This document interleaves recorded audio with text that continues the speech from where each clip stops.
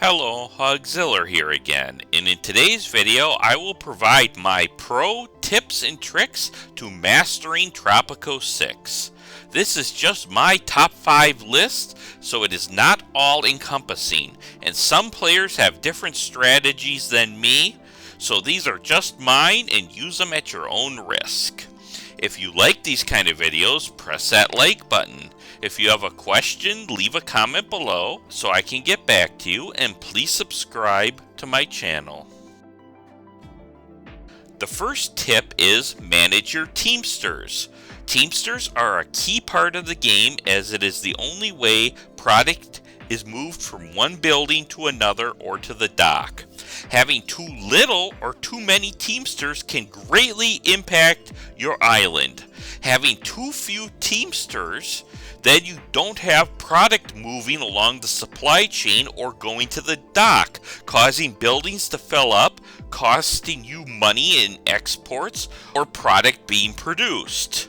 Have too many Teamsters, then they're just sitting around doing nothing, costing you money. And in this game, Teamsters are very expensive, so you want to have that optimal middle of the road amount of Teamsters.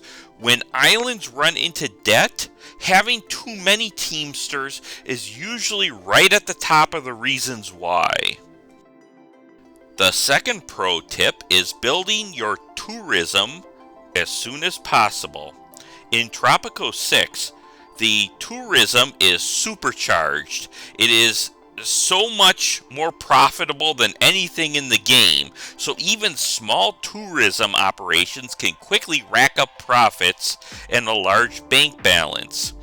Build some tourism ports, hotels, and some common quick money-making entertainment items like golf course, casino, stadium, snorkel bay with the tourism-only checkbox checked so that you can charge a higher fee per use.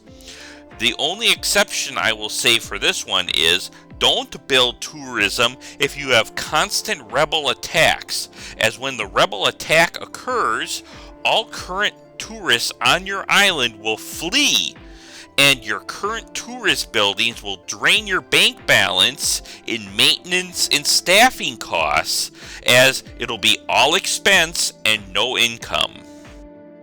The third pro tip is building good neighborhoods around major business centers, or at least having a good transportation network.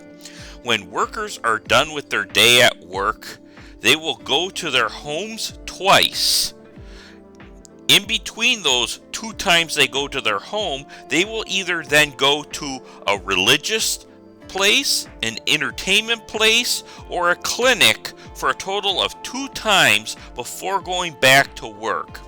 Having all these items close by will reduce the travel time for your workers, allowing more time for them to work. Plus, having good, high-quality entertainment items will keep the fun rating high, which means they'll be more productive workers, as a low fun rating means your workers will work slower at whatever place they're at. The fourth pro tip is to avoid rebel attacks at all costs. Rebel attacks will occur when your overall happiness value is low, especially when your liberty value is also low. This will cause rebels to attack vulnerable buildings, setting them on fire, and devastating your tourism industry. You can address this in a couple ways. One is setting your constitution to reduce rebel attack chances, like by setting the pacifist state, or going to the happiness values screen and seeing which values are low and then addressing those specific values. If your health care is low, then build hospitals. If your housing value is low, then build housing in areas where people are homeless. If you have too many unemployed citizens, This could also be dragging down your values, so maybe reduce immigration by building an immigration office with the Tropico First work mode. This will reduce the population, which in turn will reduce your high unemployment, which will then raise the overall happiness values for the remaining citizens that do have access to the 8 key values that make up overall happiness.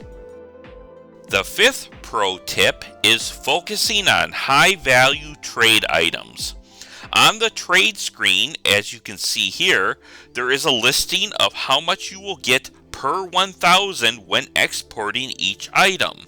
You should focus on producing the high-value items and forget about the rest.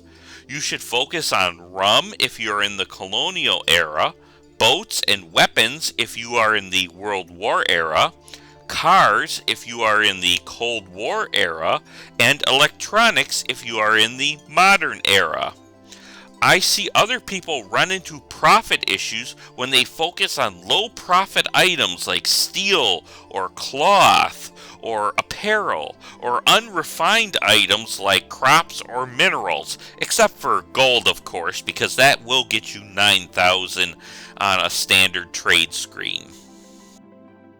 I know I said only 5 pro tips, but since I'm in a good mood today, I will leave you with a bonus item, which is stack your plantations with different crops with the multiculture work mode to increase your efficiency.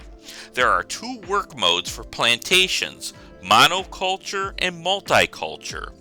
Monoculture does not reduce the efficiency like multiculture does, but the soil degrades over time, meaning it'll produce less of the crop you have selected unless you have set up a manure spreader.